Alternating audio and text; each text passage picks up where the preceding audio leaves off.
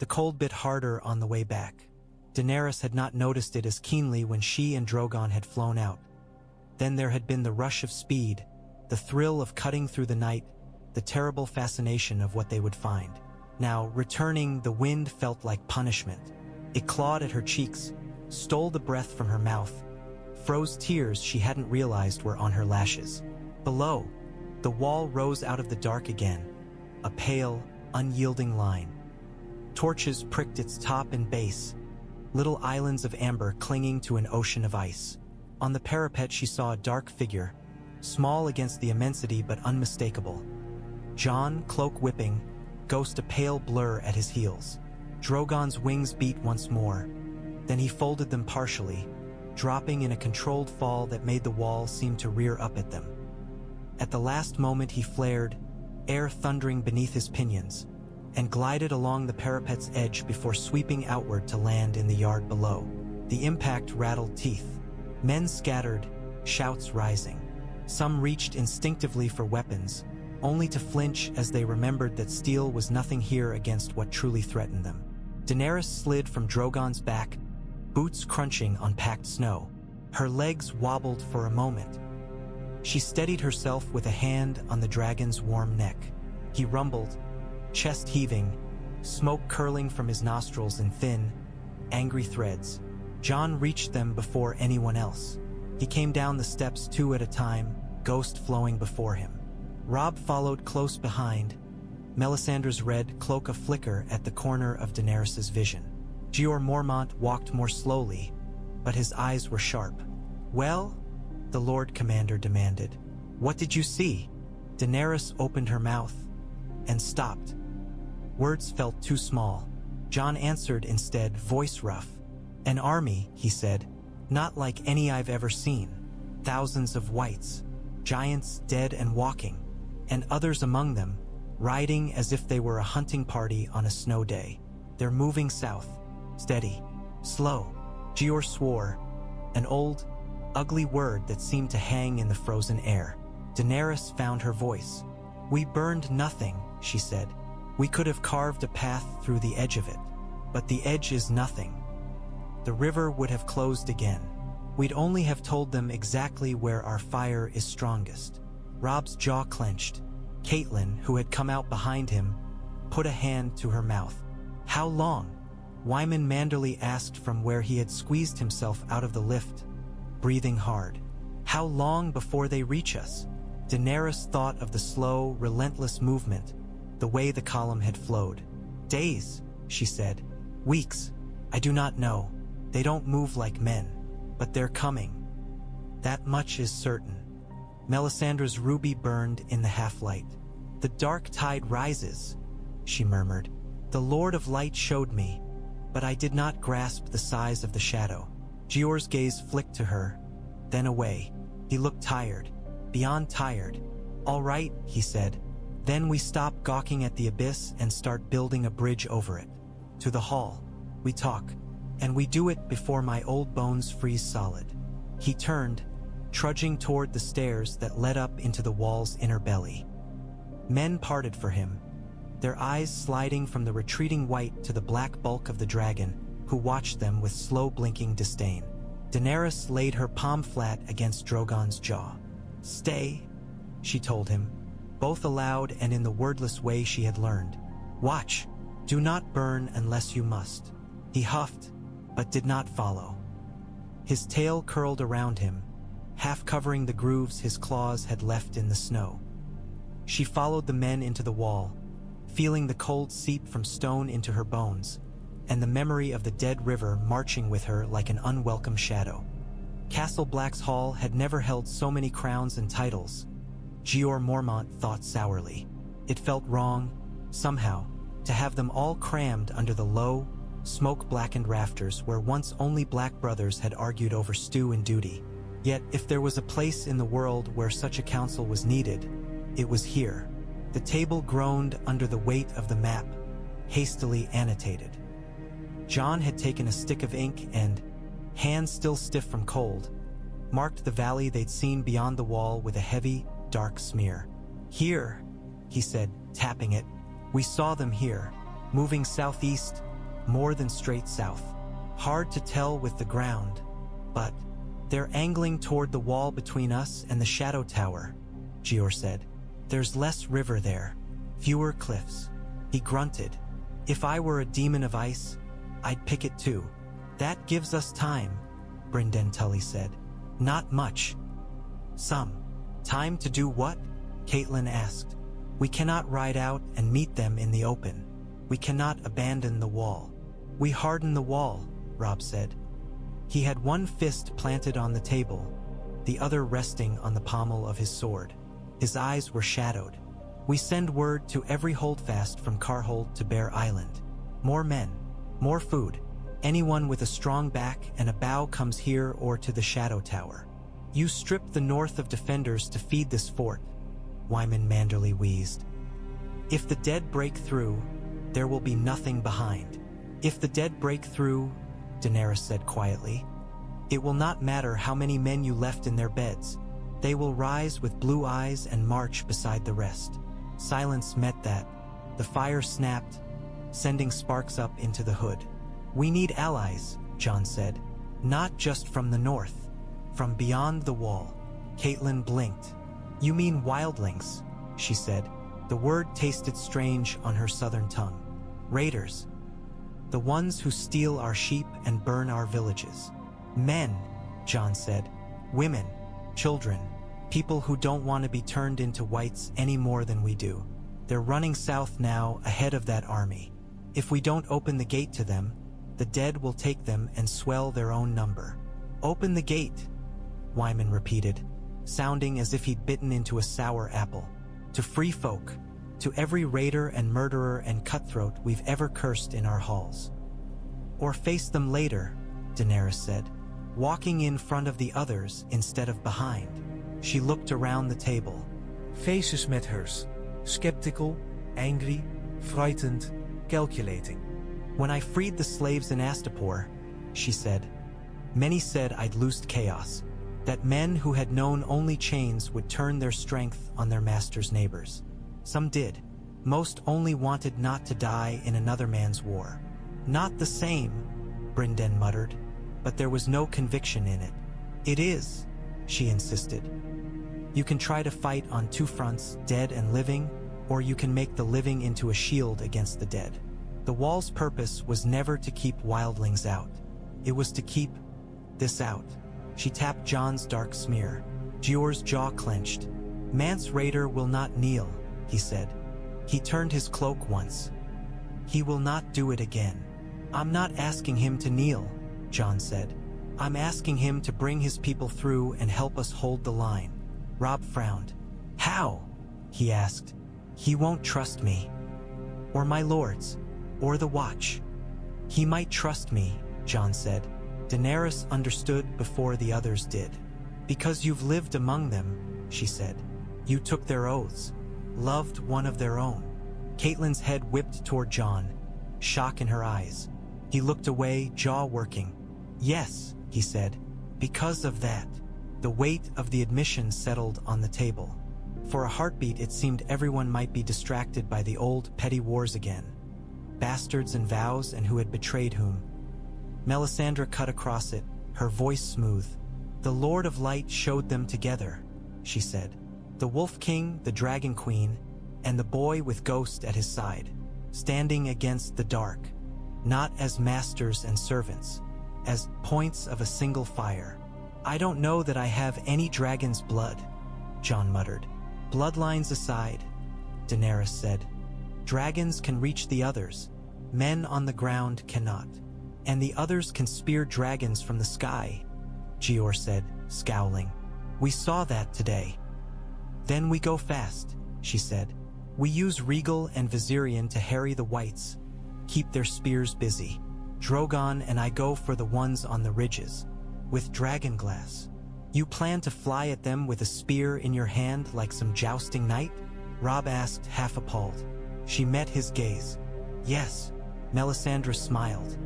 Fitting, she murmured. A queen riding fire against the cold kings. You can't do it alone, Jon said. You'll be a single target. They'll focus everything on you. Who said she'd be alone? Robb countered. He looked at Jon. You rode with her once to Mance. You can ride again. Between the two of you, you might manage to stab one of the bastards in the eye. And if we fall? Jon asked. Then we die doing more good than any of us have yet managed, Melisandre said calmly. Jeor grunted. Better than freezing in your bed, he said. Mance scratched at his beard. You're half mad, he told Daenerys. You and your dragon and your wolf-eyed lover of ghosts. Jon flushed. Daenerys snorted despite herself. Madness brought me dragons, she said. Perhaps it will take them one step further. The courtyard near the base of the wall was quieter than the main yard. The noise of men and horses above and beyond came only as a distant murmur, muffled by snow and stone. Drogon's bulk filled most of the space. Up close, in this confined yard, he seemed even larger, wings folded tight, tail curled, head lifted as he watched the men bustling around his forelegs with slitted red eyes. Jon checked the leather straps of the improvised saddle for the third time. He did not like saddles. Not since the first wild bucking of his youth when he tried to ride a half-broke colt. He liked straps on dragons even less. You're sure about this, he said. It was not quite a question. No, Daenerys said. But we'll do it anyway. He looked up. Frost had reddened her cheeks, but there was no hesitation in her eyes. She wore no crown here, only a plain fur-lined cloak over leathers that had seen travel and battle. Drogon has carried me into worse, she said. He can carry too. Especially if one of them does not flail like a sack of turnips. I'll do my best not to flail, Jon said deadpan. Ghost snorted, as if doubting it. Your brothers won't like this, he added, seeing one of their own fly off astride something out of legend. They don't have to like it, Jeor said, from where he stood near the archway, cloak drawn tight. They only have to live with it. If this works, they'll have more chance of that. Robb was there as well, arms folded, gray wind pressed at his hip. The direwolf's gaze flicked between dragon and brother, as if trying to decide which to worry about more. I'll meet you on the other side, Robb said, when you come back through the gate with Mance's folk at your heels. If he doesn't kill me, Jon said. If he does, Robb replied. I'll march north and make him regret it. Then I'll bring his people through the gate anyway. It was bravado. They both knew it. There was too much cold and too many dead between those words and their fulfillment. But saying it made the space between them feel less like farewell. Daenerys placed a hand on Drogon's side, feeling the steady rise and fall of his breath. She reached up with her other hand. Climb, she said to Jon. I'll be behind you. Think of him as a very bad-tempered horse with too many teeth. Jon swallowed, then swung himself up, boots finding purchase on the ridges of scale and the leather loops she'd had sewn in along Drogon's shoulder. Ghost whined low in his throat but did not follow. Dire wolves were of the ground, not the sky. When Jon was settled, Daenerys pulled herself up behind him, her knees bracketing his hips, one arm coming around to grip the forward strap. Lean with him, she murmured. Trust him. He won't let himself fall, and he doesn't want to lose you. You smell of wolf and wall. He understands that much. Drogon rumbled, as if to agree. His wings unfurled a fraction, scraping the stone. Open the gate, Jeor called. Just a crack, and if anyone other than them tries to come through, close it on their necks. The Black brothers at the winch swallowed and nodded. Jon felt Drogon's muscles bunch. The dragon crouched, tail lifting, wings spreading wider. For a heartbeat, Jon had the wild thought that he was a child again, about to jump from some too-high wall because Robb had dared him. Ready, Daenerys whispered. No, Jon said honestly. Drogon leapt. The ground vanished. The wall's icy face reared up beside them. Jon's stomach lurched. His hands clenched on the strap. Wind tore at his hair, his cloak, his breath. He did not scream. Behind him, Daenerys smiled, fierce and grim, and let the dragon carry them both beyond the wall and into the white. Mance Rayder had seen many strange things in his life. He had worn the black and thrown it off. He had walked the haunted forest and come back. He had listened to giants speak in their slow, booming language, had drunk with ends, had even once watched a weirwood's face weep sap as a child was left beneath it. He had never seen a dragon. Its shadow reached them before its body did. A smear of moving darkness across the snow, crossing tents and sleds, and the hunched forms of men and women who had spent their lives looking up at nothing worse than ravens and crows. The camp went still. Children pointed, mouths open. Dogs barked and then cowered. A few men knocked arrows out of sheer reflex, then thought better of it as the sheer size of the thing became clear. "Fuck me sideways," Tormund Giantsbane breathed. "That's a big bird." "Not a bird," Mance said quietly. "And if you shoot at it, it'll be the last thing you do." He stood in the center of the clearing, cloak of stolen crimson and brown fur snapping in the light wind. The sun sat low, a weak coin behind thin cloud. The cold had a different taste here than at the wall, less of stone, more of old pine and distant ice. The dragon descended in a slow spiral, wings beating steady. As it came lower, they could see the riders on its back. A man in black, cloak flaring, and behind him a woman with hair like a spill of pale fire. "The crow," Tormund said. "Your little black-blooded friend." "Jon Snow," Mance said. "And something more than him."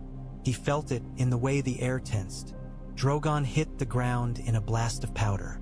Snow geysered up around his claws. He folded his wings, tail lashing once. Steam rose where his warmth touched the frozen earth. For a heartbeat, no one moved. Then the man in black slid down.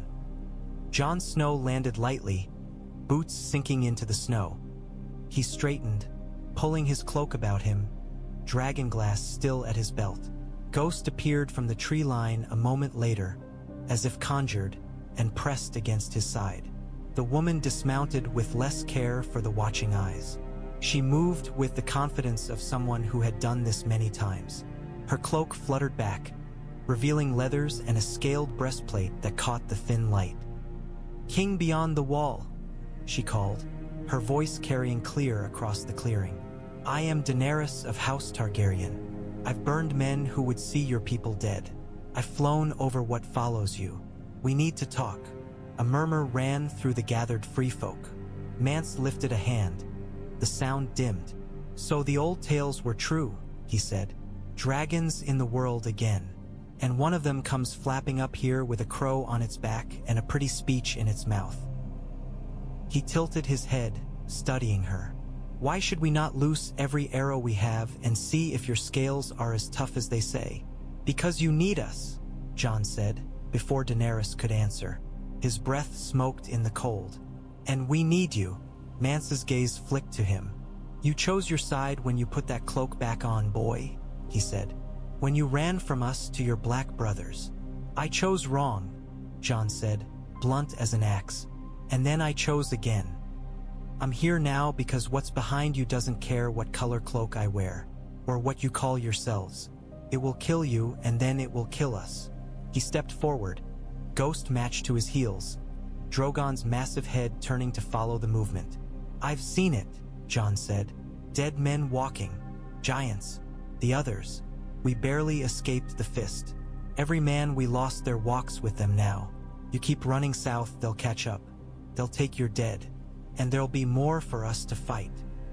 Mance's face had gone still. "We know what follows," he said quietly.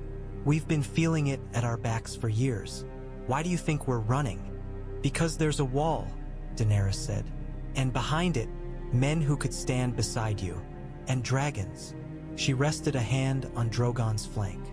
"The dragon's eye narrowed, a slit of molten red. You've run from cold as long as you can," she said. "Now you need fire." Mance's tent smelled of smoke, wool, and wet leather. It was larger than most in the camp, but only just. The walls were sewn hides, patched in places where antler or spear had torn them. The floor was strewn with furs. A small fire burned in a stone-lined pit at the center, its smoke snaking up through a vent in the roof. Mance sat cross-legged near the fire, his red and brown cloak wrapped around his shoulders. Tormund lounged to his left, beard bristling, eyes bright with a wary curiosity. A woman sat on the other side of the king beyond the wall, hair pale as new straw, her features strong. Jon recognized her from tales. Val, whom some called a princess, though the free folk would have laughed at the word. Jon and Daenerys sat opposite them. Ghost lay at Jon's back like a living wall. Daenerys's cloak pooled around her, the fur collar bright against her throat. Between them, on a bit of hide stretched flat, someone had sketched a clumsy map. The wall as a long, jagged line, the frost fangs beyond, the scattered little marks of settlements now empty or overrun. "You've seen the army," Mance said, staring at the dark smudge Jon had added. "The dead, the white shadows. You know what we run from." "Yes," Jon said. "What you're asking," Mance went on, "is that I push my people toward the thing they fear as much as the others.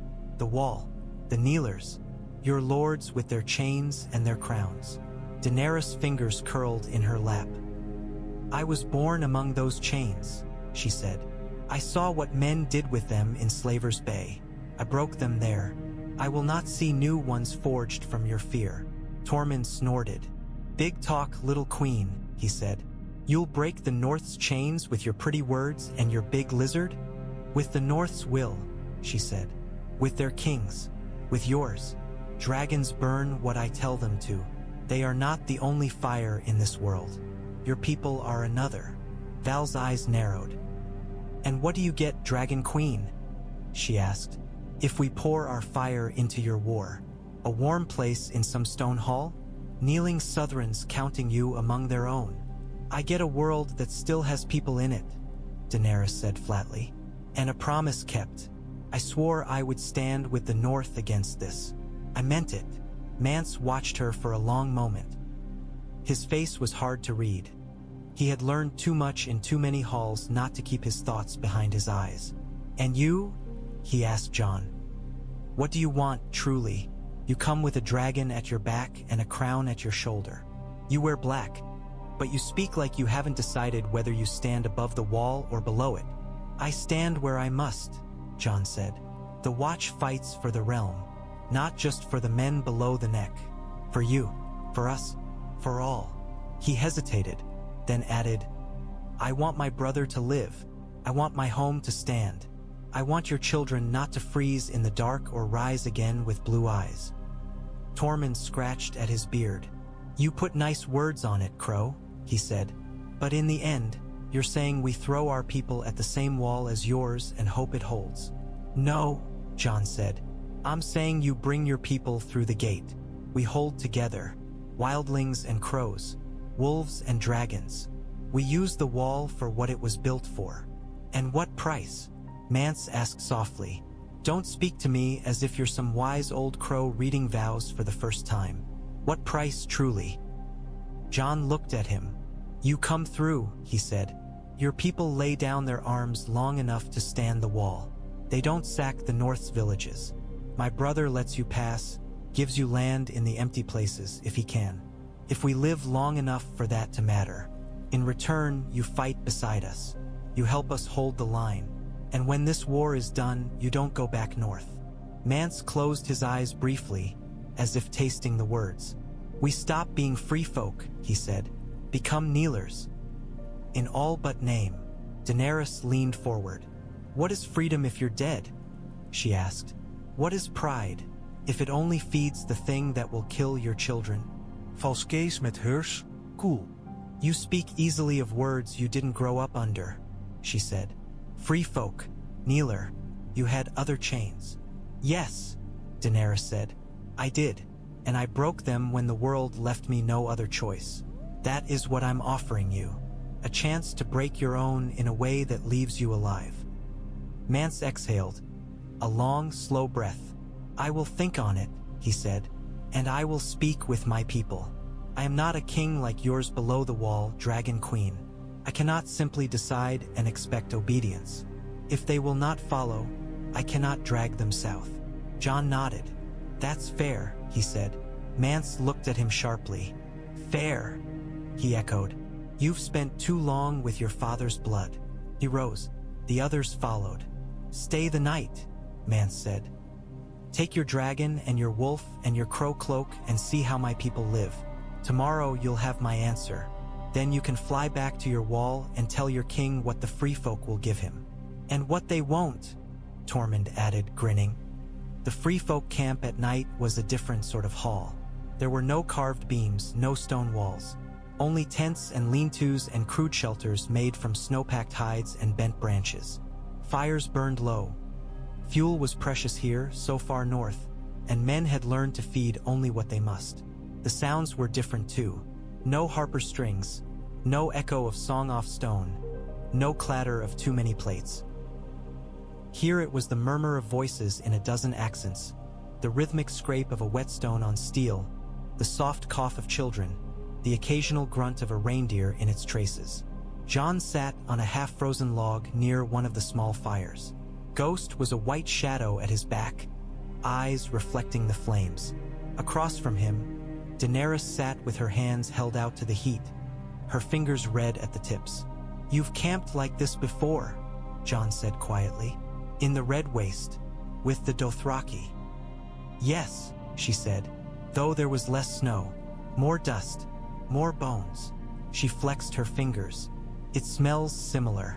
Smoke, fear, tired men pretending not to be afraid. They are, Jon said, afraid. They've never had to stand and fight something like this. They're used to running, to slipping around trouble, not into it. And your brothers? She asked. At the wall, are they less afraid? No, he said. They're just better at hiding it. A little girl stood at the edge of the light watching them. Her hair was braided badly, one plait thicker than the other. Her nose ran. She wiped it on her sleeve. When Daenerys smiled at her, cautious, the child stared a moment longer, then darted back to her mother's side. They fear your dragon, Jon said. They should, Daenerys replied. He's dangerous. So are you, he said. She looked at him. And you, he shrugged. I'm a crow with a big wolf and a bit of dragon in my dreams. Melisandre thinks you're more, she said. Melisandre thinks everyone is a piece on her god's board, he said. I've lived long enough to be wary of anyone too certain of their visions. She smiled, a quick, sharp thing. We agree on that. A boy approached then, gangly and thin, his cheeks hollow. He held something in both hands, a piece of carved wood, rough but earnest. Without meeting her eyes, he thrust it toward Daenerys. For you, he muttered. For your dragon. Mam says it's rude not to give thanks when someone keeps the dead from catching us. Daenerys took the carving gently. It was a dragon of sorts. More lizard than anything, with two big wings and a crooked tail. But the care was there, in the little grooves for scales, in the attention paid to the eyes. Thank you, she said. What's your name? Corin, he said. Corin, just Corin. She nodded. Just Corin, she said. If my dragons keep you safe, perhaps someday you'll get to see them closer, when they aren't trying to scare your parents half to death. He grinned, a flash of white in his thin face, then scurried away. Children adapt quickly, Jon observed. They have to, she said. I was not much older than him when my brother sold me to a call. He glanced at her. Do you ever wish you'd stayed forgotten? He asked. That no one had ever whispered your house name in your ear. That you'd grown up a girl in some little village instead of this. She thought of it, of a life not measured in wars and oaths and titles, but in harvests and hearthfires. It was an empty picture. She could not paint herself into it. No, she said. I think I would have been less than I am. Maybe happier, maybe not. But I wouldn't be here. And here is necessary. Necessary and miserable, he said. Most necessary things are, she replied. Ghost rumbled softly, ears pricking. Outside the circle of light, something massive moved. Drogon's outline loomed for a moment against the snow, a darker darkness. The dragon settled again. but his rest was that of a predator dozing, not sleeping. "Do you trust Mance?" she asked. "More than I did when I was your prisoner," Jon said. "Less than I trust my brother. Enough to risk this." "That will have to be enough," she said. The flight back to the wall felt shorter. Perhaps it was the rising sun, turning the eastern clouds the color of old blood. Perhaps it was the weight of Mance's "I will think on it" sitting in Jon's chest. Perhaps it was the way Drogon seemed to know the path now, angling through the air with more confidence. Castle Black came into view through a curtain of blowing snow. Its black timbers and squat towers hunched at the wall's foot like a cluster of old men around a dying fire. Smoke rose from chimneys, thin and straight. The gate was closed, but men were on the walls, their silhouettes etched against the pale ice. Drogon dipped once in acknowledgement of their shouts, then glided down. His landing in the yard sent snow billowing, drew curses and exclamations in equal measure. Jon slid down first, boots hitting the ground with a thud that jarred his knees. Ghost appeared from between two sheds a heartbeat later, as if the direwolf had known exactly when to expect him. Daenerys dismounted more slowly, her muscles protesting. She had not flown with another rider in front of her often. It changed the balance, the way she leaned, the way Drogon moved.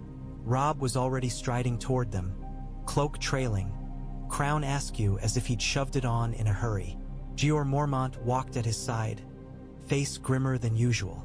Melisandre drifted behind them, a red shadow against white. "Well," Robb called. "Will they come?" "They're thinking," Jon said. "Mance will speak to his people. They'll argue, they'll shout. They'll decide whether they'd rather choke on Neeler bread or freeze in the woods." "That's not a yes," Wyman Manderly huffed, coming up behind, breathing hard. "It's not a no," Jon replied. "It's more than we had yesterday." Jeor grunted. "It'll have to do," he said. "We can't wait forever. The dead won't." "They're closer?" Daenerys asked. Jeor nodded. "Scouts say the storm to the north has a shape to it now, like a wall of its own, and the woods feel wrong, quiet where they shouldn't be." Melisandre's fingers tightened around her ruby. "The great other gathers his strength," she said. "He tests your courage. He tests our flame." Robb's mouth thinned. "He'll find both," he said, "or he'll break us. But I'll not wait behind walls and let him choose the ground alone." He looked at Jon, then at Daenerys. "If Mance agrees," he went on, "we open the gate. If he refuses," he exhaled, "I'll think about stealing his people anyway." "You'll have a war with him on top of your war with the dead," Jeor said. "I already do," Robb replied. "On paper at least. One more line in a song won't change that." Daenerys watched the men trade hard words and harder looks. She felt, beneath it all, the same fear she'd carried from the Valley of the Dead. It hummed under her skin like fever. "We do not have the luxury of perfect allies," she said. "We have men with swords, men with spears, dragons with fire, wildlings with their own reasons to hate the cold. We take what we can get, or we die." The bluntness of it settled over the yard. For a heartbeat, even the wind seemed to still. Then the gate creaked. All eyes turned. The gate of the wall sounded like an old god waking. Chains clanked, pulleys complained, and the wooden gates reinforced with ancient iron bands groaned as they inched upward. Snow fell in little avalanches from their seams, dusting the men who worked the winches and those who waited on either side with cold, indifferent blessing. Beyond the narrowing gap, the world was white and gray and moving. The free folk came on foot and on sleds, in rattling carts pulled by shaggy horses and tired reindeer. They carried what they could: bundles of furs, crude chests, the few iron pots that had not been lost in flight. Children clung to their mothers' skirts or to the sides of sleds, eyes too big in too thin faces. At their head walked Mance Rayder. He wore no crown. His cloak was the same patchwork red and brown, but there was something different in the way he held himself. A weight in his shoulders that had not been there when they'd spoken in his tent. Beside him loomed Tormund Giantsbane, grinning like a man marching into a jape rather than a looming war. Val walked on Mance's other side, her face set. "Crows," Tormund called as they drew near the gate. "You open that mouth any wider, you'll swallow the snow." The Black brothers on the rampart did indeed look stunned. Many had never seen so many wildlings in one place without a battle between them. The notion of opening the gate to let them through sat ill in their bellies. Jon, Robb, Daenerys, and Jeor stood just inside the threshold. Above them, on the wall's lip, Drogon crouched, wings half spread. Rhaegal and Viserion flanked him. Their silhouettes were stark against the sky, their eyes twin pairs of smoldering embers. They were both threat and promise. Mance halted just short of the gate's shadow. Snow swirled around his boots. "So," he called, "do we come in? Or do we stand out here while your dragon stares us into statues?" "That depends," Jeor said. His voice carried, gruff and hard. "You leave your weapons on this side of the gate. You bring in only what you need to live. You obey the commands of the Night's Watch while you stand on our ground." "Our ground?" Tormund snorted. "Old bear, this isn't your ground. It's no man's. It's where we make our stand," Jeor snapped. "That makes it mine enough for now."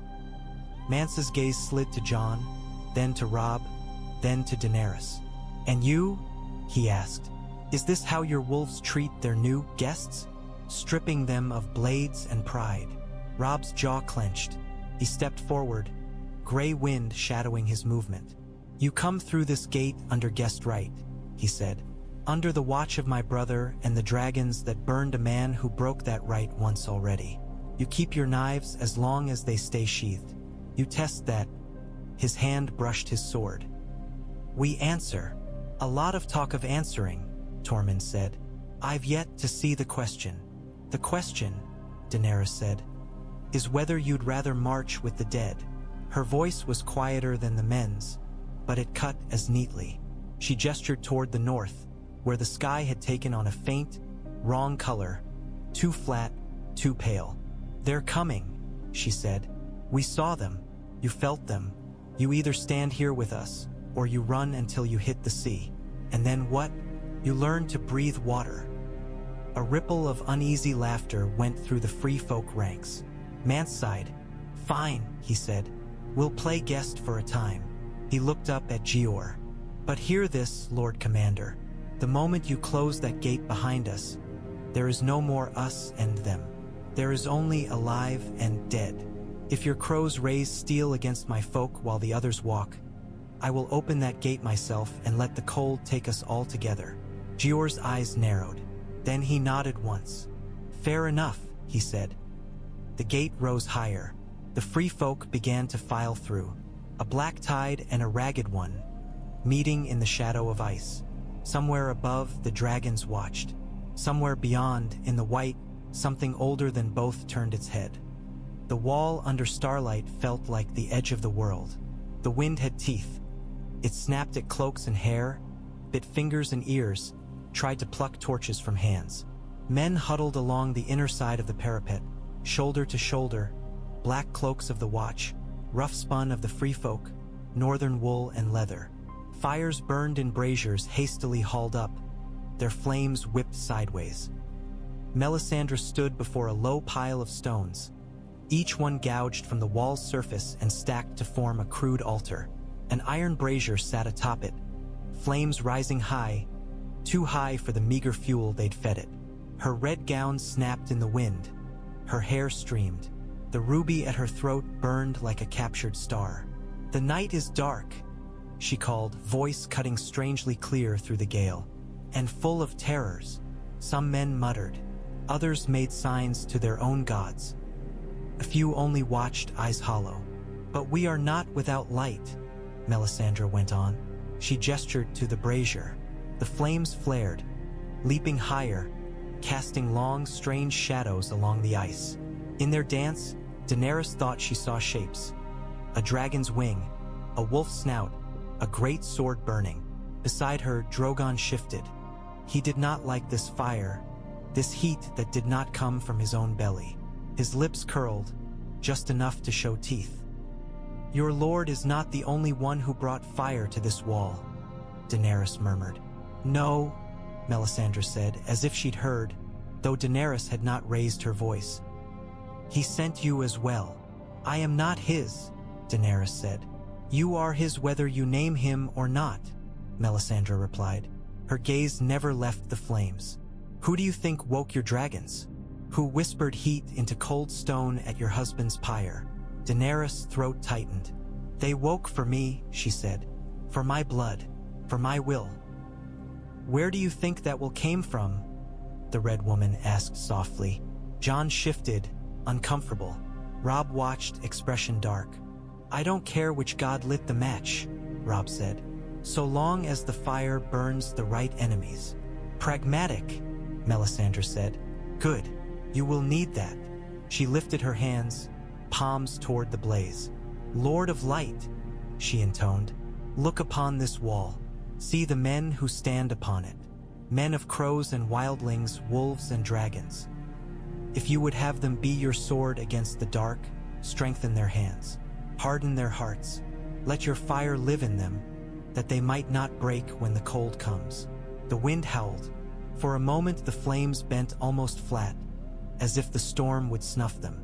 Then they straightened, flaring higher, hotter. Men muttered. Daenerys felt something.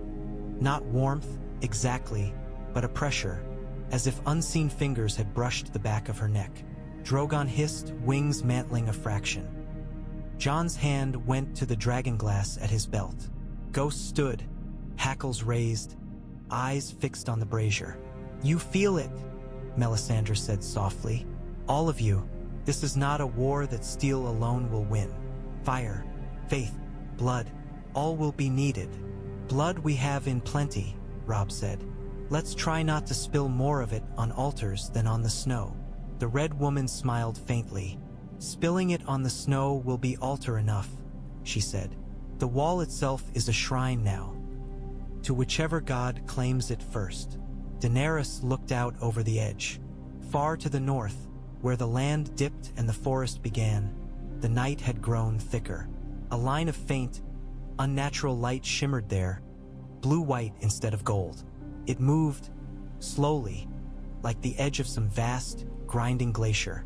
She thought of the army they'd seen, of the way the others' eyes had tracked them. Let them watch, she whispered.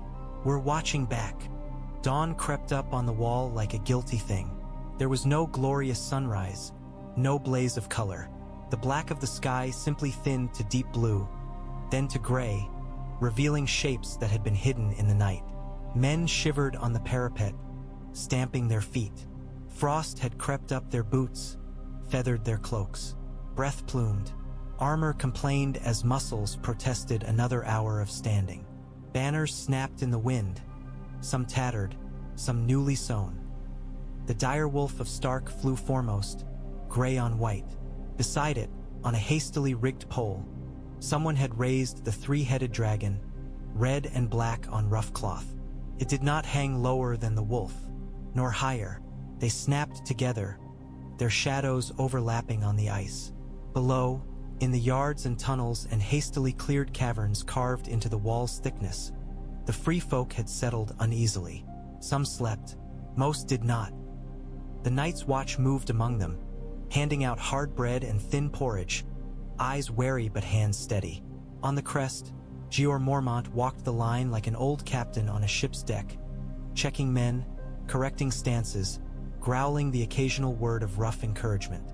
Robb walked with him for a time, then peeled away to stand with his own lords, speaking low. Daenerys moved in the other direction, the dragon's presence a tide that shifted attention wherever she passed. Drogon had claimed one of the wall's highest turrets as his own. He crouched atop it now, wings half-furled, tail coiled around the ice.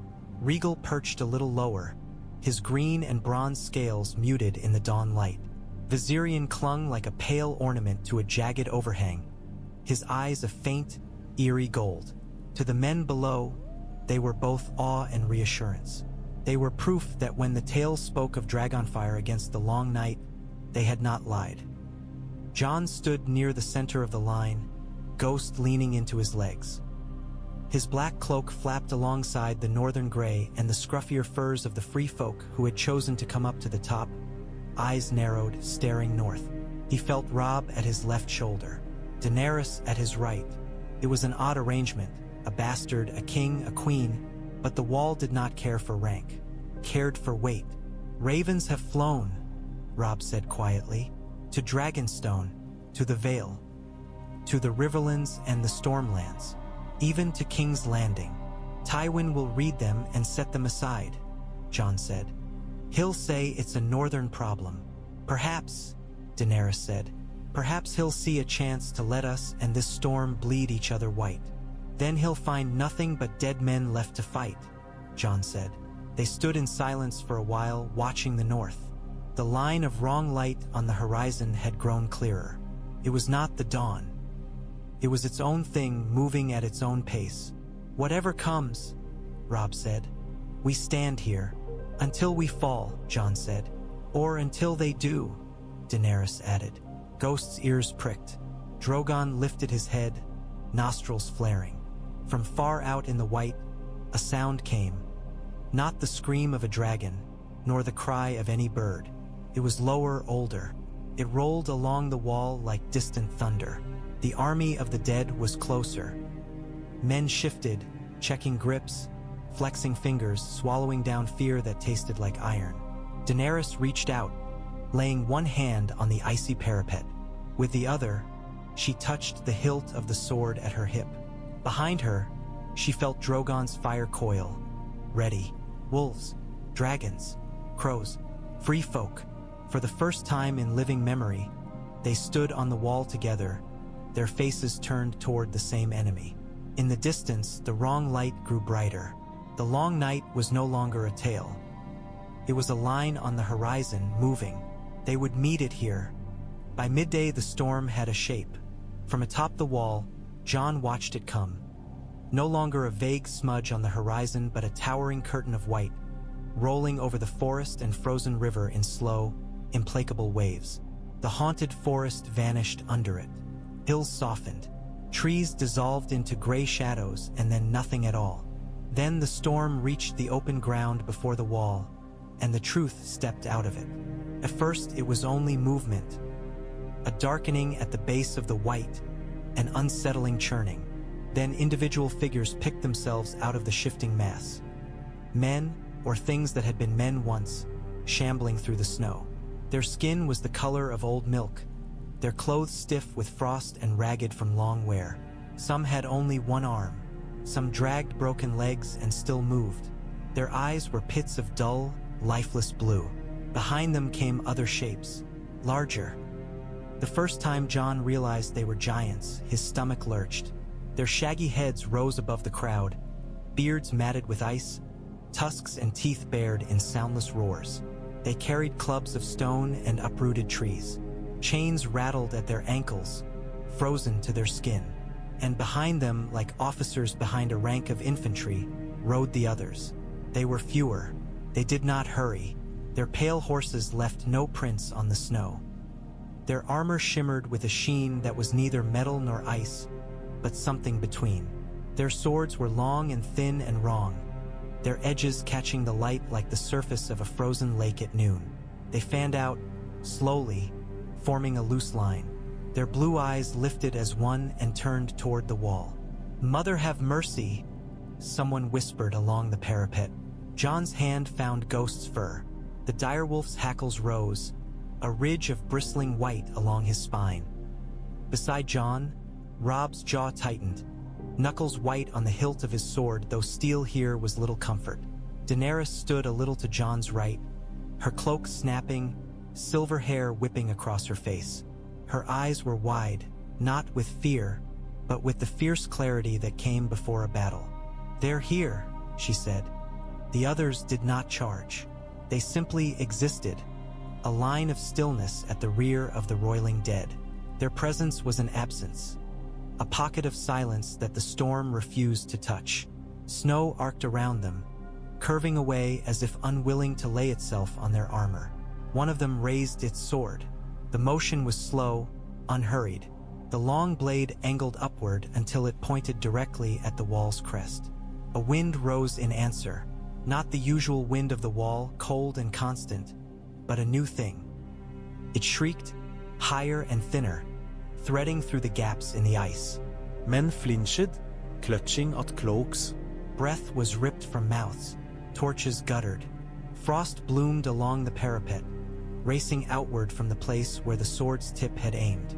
It crawled over stone and packed snow, over boots, over the lower edges of banners. One of the night's watchmen cursed as ice climbed his greave. Another beat at a torch, trying to keep it alive. "Hold the fires close," Jeor bellowed. "Don't let them die." Daenerys felt the cold climb her bones like a spider. Drogon hissed behind her, a sound that rose from deep in his chest and ended in a crackle of smoke. His breath cut a path through the frost, melting a small circle of space around him. But the cold pressed in again eagerly, trying to reclaim it. "They're testing us," she said, "seeing what we do. Then we show them," Robb growled. His eyes moved to the dead below. "Archers, knock, aim for the ones at the front. Let's see if arrows slow them at all." "Dragon glass first," Jon shouted. "Use the obsidian heads. Steel for backs, glass for fronts." Men moved, some with the fluidity of training, others with the clumsiness of fear. Bows creaked. The first volley arched out over the parapet and fell toward the advancing dead. Many arrows missed their mark, sinking into the snow or shattering on unseen rocks. Those that struck wights in the chest or limbs did little. The bodies jerked but continued. But when dragonglass tips found skulls, or drove into the throats of those already half-rotten, the wights crumpled and did not rise. "Aim higher," Jon yelled. "Heads and necks. Don't waste them on what won't fall." The dead kept coming. They did not scream. They did not roar. They moved in an eerie, wordless tide, surging forward over their own fallen. Some tripped, went down, were trodden underfoot, and then crawled out again, half-crushed, still reaching. "Fire," Daenerys said. The word left her mouth like a prayer. Behind her, something answered. Drogon leapt. The wall's height, that had once filled Daenerys with awe, now felt merely like a starting point. His wings snapped open, catching the cold air and turning it into lift. For a heartbeat he hung there above the ice, suspended between stone and storm. Then he drove forward, out over the white. Rhaegal and Viserion followed, pale and green shadows behind him. Their cries echoed off the wall and out across the battlefield, harsh and wild. Men below turned their faces upward, mouths open, as if they could drink courage from the sight. From the back of the turret, Daenerys felt the bond as a physical thing. Her hands clutched the icy parapet. Her mind rode with Drogon, the world shrinking to their shared sense of heat and air and the irresistible urge to burn. "Not the front," she whispered, though Drogon could not hear her voice. "The flanks. Cut them. Make them turn." He dipped his wing, angling away from the center of the dead mass, and came down along its edge. The first burst of dragonfire cut a swathe 50 paces wide through the outer ranks. Whites went up like dry kindling, limbs flailing as the flame took them. The heat was intense enough that even at this distance, the men atop the wall felt it on their faces, a sudden, blessed sting. Rhaegal followed his brother's line, his own fire greener, a touch thinner but no less lethal. Viserion swept opposite, his pale flame carving another gouge. For a moment, it worked exactly as Daenerys had imagined. The dead line buckled where the fire bit deep. The tide diverted, flowing around the burning channels. Whites stumbled and collapsed into the trenches of flame, creating, if not a barrier, then at least a maelstrom. Then the cold pushed back. The snow itself seemed to rise. A gust of wind, fierce and focused, swept across the scorched lines. Flame guttered. Smoke twisted, dragged down. The burning trenches began to choke with ice as wind and unnatural chill gnawed at the edges of the fire. The whites kept coming. "Gods," someone whispered. "Do they feel nothing?" "They feel fire," Daenerys said through gritted teeth. They just don't stop moving while they do. The others remained at the rear, watching. On the second pass, the others answered. Rhaegal swooped lower than Drogon, his green wings slicing the air as he spat a sharp, controlled jet of fire at a knot of dead giants struggling to force their way through the burning ditch. One toppled, its fur ablaze, crashing down onto the whites before it. Another lifted a spear. The weapon looked like glass or frozen water. Its shaft was long and slender, its head narrowing to a wicked point. Frost steamed from it where it met the warmer air. The other held it for a heartbeat, gauging distance with inhuman calm. Then its arm snapped forward. The spear flew. It did not spin like a man-thrown javelin. It flew point first, straight and unerring, leaving a wake of rime in the air. Men along the wall flinched as it passed below them, its cold trail burning their lungs. "Rhaegal!" Daenerys shouted, though she knew he could not hear her voice. Her mind flung itself toward him instead, a wild surge of warning. He felt it. At the last possible instant, the green dragon twisted. The spear missed his chest by a yard, but its tip grazed the membrane of his wing. For a heartbeat, the world seemed to crack. Ice bloomed from the wound, it spiderwebbed outward, freezing vein and membrane alike, turning a portion of the wing rigid and pale. Rhaegal screamed, a high, tearing sound that cut through the storm. His bank became a stutter, then a dangerous lurch. He dropped. "Hold!" Robb roared, as men along the parapet gasped. "Hold your fire! Don't shoot at him, you fools!" Drogon veered toward his brother, abandoning his own planned line. Viserion did the same, the three dragons now a tangle of flailing wings and beating air. Rhaegal fought. Dragon strength met unnatural ice. Muscles bunched. The frozen portion of the wing cracked. Shards of ice flew off, tumbling to the ground below like flecks of glass. With a wrench that made Daenerys' own shoulder burn, the dragon forced his wing to move, the injured span jerking but catching enough air to slow his fall. He crashed into the snow rather than the dead ranks, sending up a spray of powder. Whites nearby were crushed under his bulk, then burned as he convulsively spat fire in all directions. "Dany," Jon said, voice tight. "He's hurt." "Not enough to kill him," she said. Her fingernails dug into the ice. "But enough that we know those spears can." She felt Drogon's rage spike, a blast of heat along their bond. "Not yet," she murmured to him. "Not until we know where to strike." The first blow on the wall itself was not with blade or claw. It was with bodies. The whites piled. They threw themselves against the ice at the wall's base, clawing at it, wriggling into cracks, pressing together in a grotesque parody of cooperation. Those behind clambered up over the backs of those in front. Limbs snapped, bones broke, but the dead did not care. They climbed. From the top, Jon watched, horrified. "They're making a ramp," he said. Jeor snarled. "They'll build themselves a hill of corpses and try to take our gate from below." The narrow tunnel that ran through the wall to the outer side had always been its weak point. Gates barred it at intervals, iron and oak. The watch had reinforced them with extra braces, but even so, if enough weight pressed. "We hold it here," Robb said. He was already moving, his cloak flaring, gray wind at his heels. Jon followed, ghost matching the other direwolf's stride. Daenerys hesitated only long enough to send a sharp, commanding thought to Drogon, "Circle. Guard. Wait," before she turned and plunged after them into the icy gut of the wall. The tunnel was cramped and cold, its walls close, its roof low enough that taller men had to duck. Frost crept along the stone. Torches bracketed at intervals cast a wavering orange light, streaking the walls with shadow. At the inner gate, men were already forming up.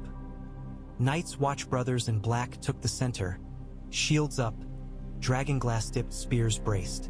Northmen in gray and green formed the flanks, swords ready.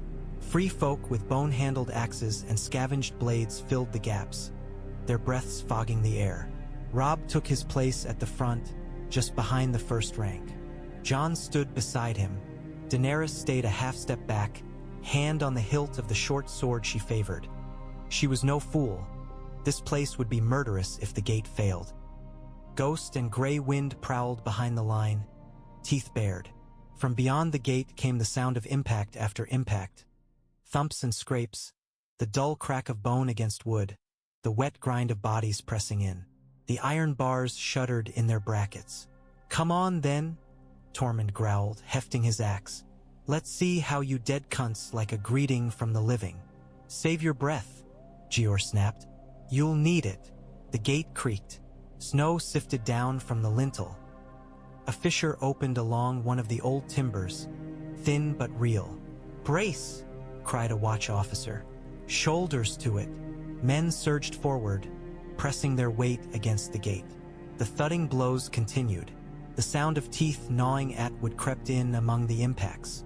Jon closed his eyes for a heartbeat, feeling the cold, the weight of stone above, the presence of his brother at his side and of some larger, looming darkness beyond. "Whatever happens," Robb said under his breath, "don't you dare die here. I did not bring you to this wall to bury you in it." "Same to you," Jon said. The gate shuddered again. The outer gate did not so much break as surrender. Under the combined weight of thousands of dead hands, under the relentless push of bodies that did not tire, the timbers bowed.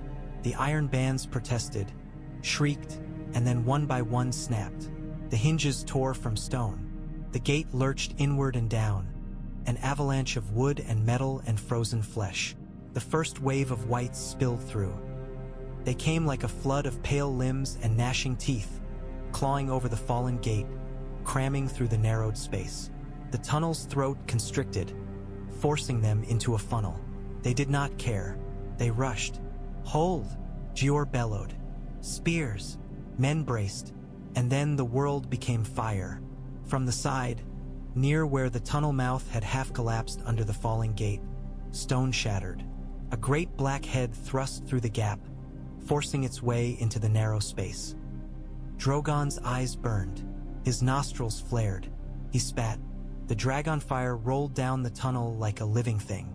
It filled the confined space, a white gold torrent that devoured air and sound alike. Whites at the front had no time to scream. Those behind were shoved forward into the inferno by the press of bodies, their rotten flesh catching in a chain reaction. Heat slammed into the defenders. Men shielded their faces, cloaks smoldering. Even through layers of wool and leather, Daenerys felt it sear her skin, a familiar, terrible kiss. The whites burned. They flailed, limbs thrashing as their clothes ignited. Their hair crisped, their skin blackened and peeled. Bone gleamed through in places, then crumbled. The smell was beyond anything. Rancid fat and charred meat and something sharp and wrong that made eyes water. "Back!" Jeor coughed. "Back a pace. Let the fire do the work." They did, stepping as one, shields still locked, spears still braced. Flames licked at the stone, then began to gutter as fuel failed. When Drogon cut off his fire, the tunnel was a charnel pit. Charred forms lay piled atop one another, twisted together. Here and there, a limb still twitched, but dragonglass-dipped spears quickly found those stubborn remnants and stilled them for good. "For now," Jon rasped, throat raw. Drogon withdrew, dragging rubble with him. The tunnel mouth was mostly blocked now by the collapsed outer gate and the blackened pile of bodies. It would not hold forever, but it had bought time. "We can't do that too often," Daenerys said, voice rough. "He can't pour that much fire into a stone throat without weakening himself. And if the ice spears find him while he's pinned there..." "Once was enough for today," Jeor said grimly. "Now we see if they've the patience to pile themselves up again." The ice did not scream, but the wind did. On a low ridge some distance behind the dead ranks, an other rode his pale horse to a halt. He dismounted with a grace that was wrong in this landscape, his feet making no impression on the snow. He raised both arms. The storm listened. Wind that had been merely fierce became manic. It whirled around him, tugging at his armor and hair, then shot outward in spirals. Snow rose from the ground, torn loose and flung into the air. Flurries thickened into sheets. The world beyond the ridge became a blur. From the wall, Daenerys watched through slitted eyes. Her lashes iced together. She blinked, forcing them apart. "They're angry," she said. "Can dead things be angry?" Robb asked. "These can," Jon said. His hand tightened on the parapet. "Or something close enough that it doesn't matter." The dragonfire scars on the battlefield began to shrink. The trenches Drogon had burned into the dead were refilled, not with earth or snow, but with bodies. Whites from further back stumbled forward, pushed by those behind, collapsing into the still smoking gouges. They tumbled over each other, limbs intertwining, rib cages cracking. The wind blew snow into the charred channels. Steam rose where it met lingering heat, then vanished. White smoothed over black. The dead river flowed again. "They learn," Daenerys murmured. "Or the ones behind them do. What would you have them do differently?" Robb asked, not unkindly. "They have more bodies than we have arrows." She said nothing. The truth of it was a weight she could not lift. On the ridge, the other lowered his arms. He turned his head toward the wall, as if acknowledging their gaze. For a heartbeat, Daenerys felt something like recognition, cold and ancient, as if the thing in the ice saw not only her, but everything she was tied to. Dragons, wolves, fire. Her skin crawled. "What does it want?" Wyman Manderly wheezed, leaning on the parapet. "To break us," Jeor said. "One way or another." The warmth in the strategy room was relative. A fire burned in a small hearth, its flames struggling against the wall's innate cold. The stone underfoot was slick with frost. Every exhale hung in the air.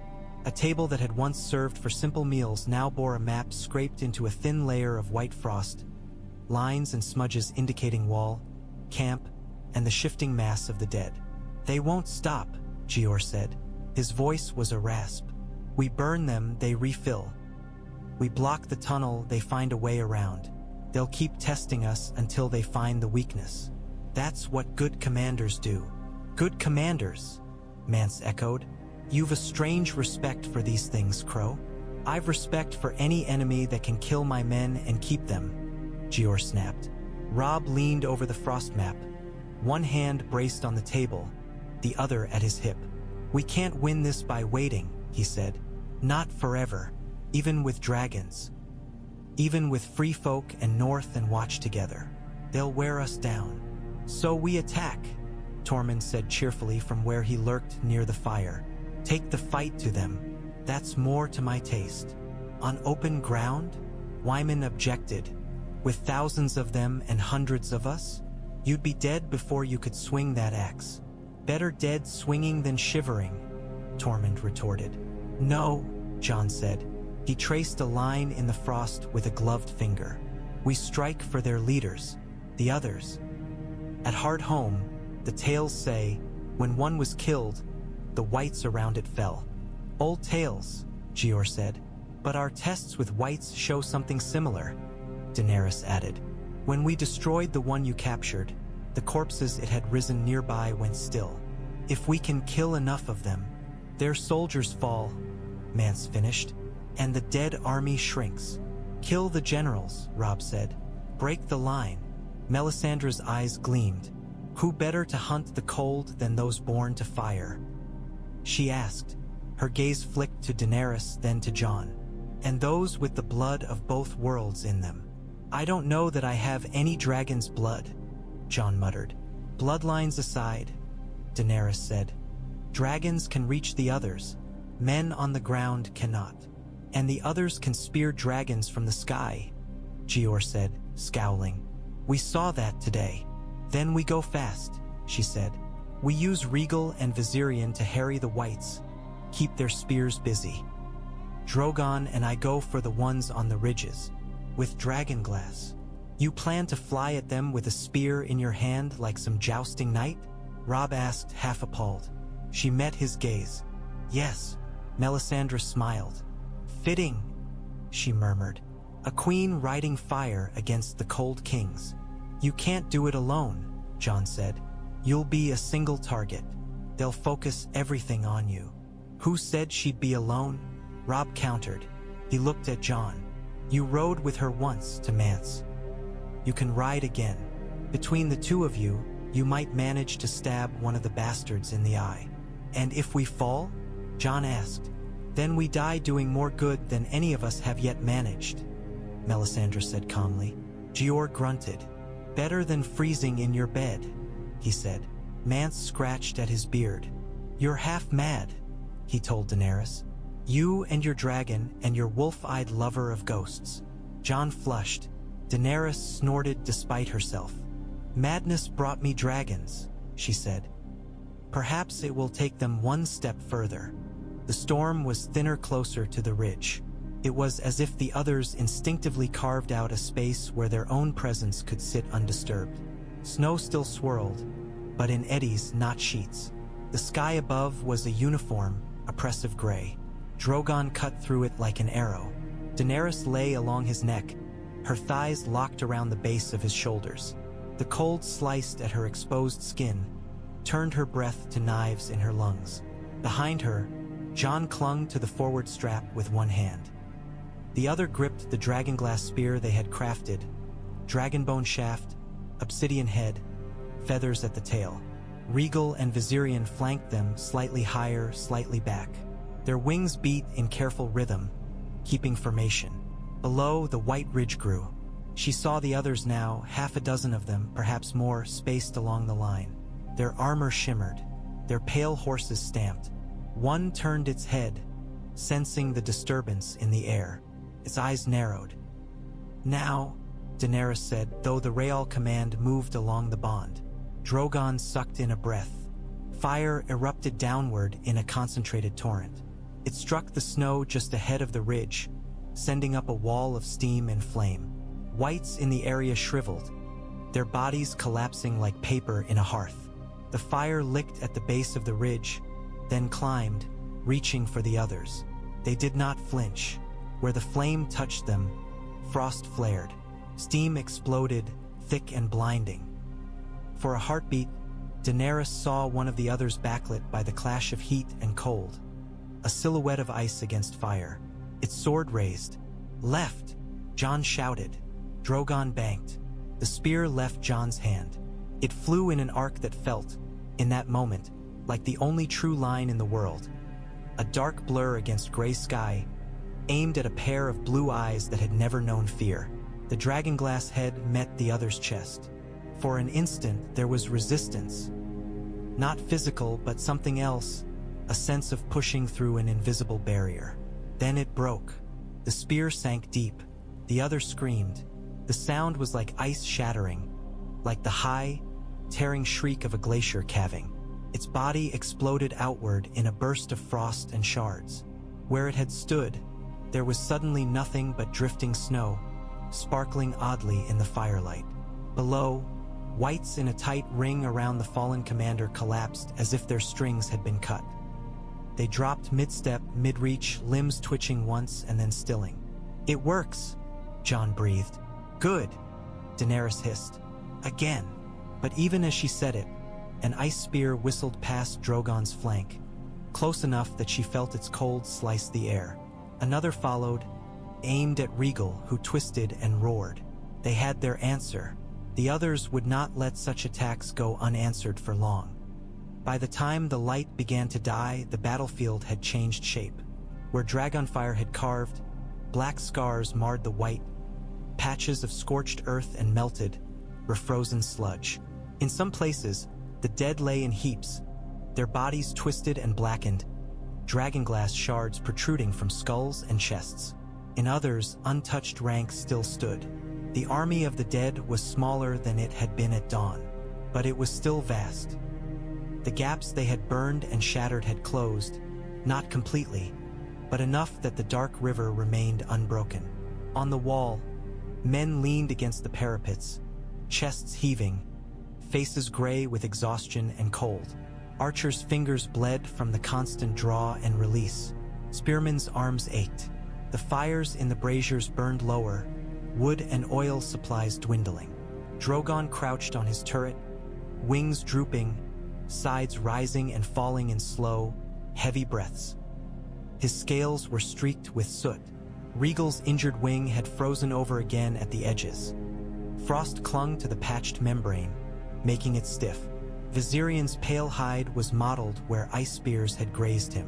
Daenerys' own limbs felt made of lead. Every breath tasted of smoke and cold. Her throat burned from the scream she'd let out when Rhaegal had faltered. She hadn't realized until now that she'd screamed at all.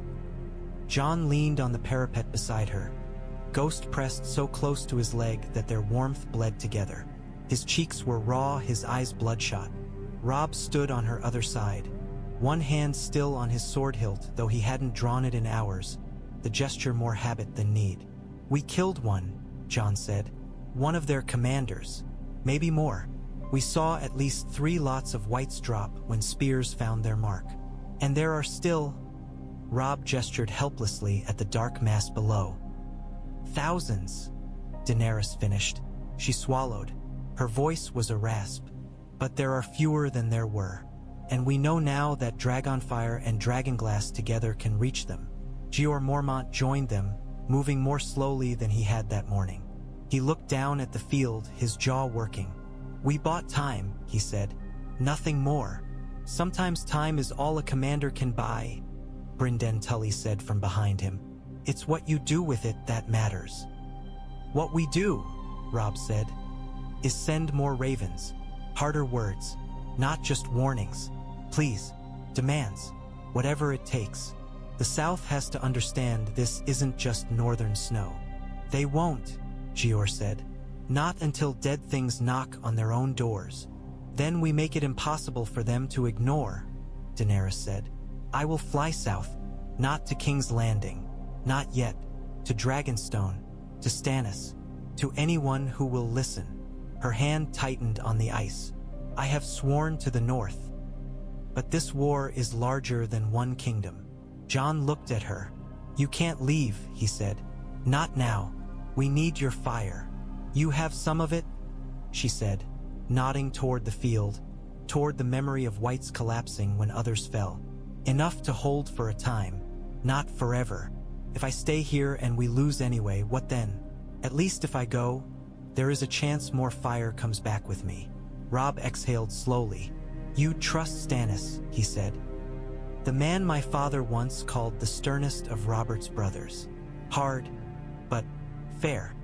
I trust that he hates the dark more than he hates other kings," she said. "And that he has ships." Jeor grunted. "If he comes, we'll find room. The walls never had so many banners. One more won't break it. Unless it's a lion," Wyman muttered. Daenerys straightened. Her legs protested. Her dragons shifted, feeling her intent. "I'll not go tonight," she said. "Or tomorrow, but soon.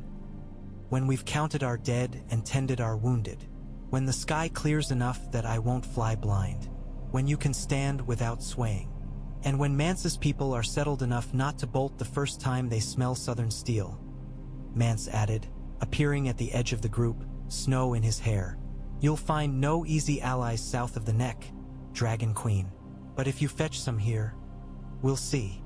They stood together, looking down at the enemy that did not sleep as the light bled away. The first day on the wall had not broken either side, but something had shifted. The dead now knew the taste of Dragonfire. The living knew for certain that the leaders of the cold could be killed. The wall had become not just a barrier, but a battleground. Chapter 8 of this tale is written in frost and ash, Daenerys thought, though she did not say it. The rest is still only smoke. Far below, in the soft, unnatural light that clung to the dead, an other looked up and tilted its head, as if it had heard a page turn.